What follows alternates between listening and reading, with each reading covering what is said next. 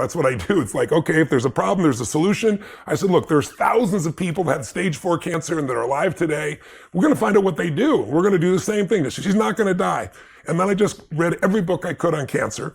And I came across this one book called One Answer to Cancer. It's not the book I'd recommend today because there's so many better ones today, but it was written by this dentist who had pancreatic cancer, which is the most vicious cancer of all. He was given 6 weeks to live, and this is 12 years later, and he's alive. And so he laid out what he did to cleanse his body, which sounded radical in those days, pancreatic enzymes.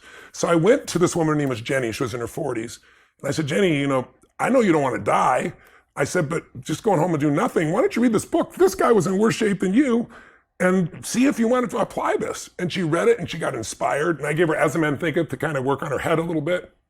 Anyway, long story short, within about 3 weeks, she had a tumor that was protruding in her shoulder and the one in her feminine organs. And you couldn't see anything 3 weeks later in her shoulder. And at the period of, I think, about 9 weeks when she was supposed to die, and she looked good, she had great energy, and literally looked transformed. The doctor finally said, this is crazy, let's do exploratory surgery. So they went in her body, and all they could find left of the cancer was something the size of my pinky fingernail.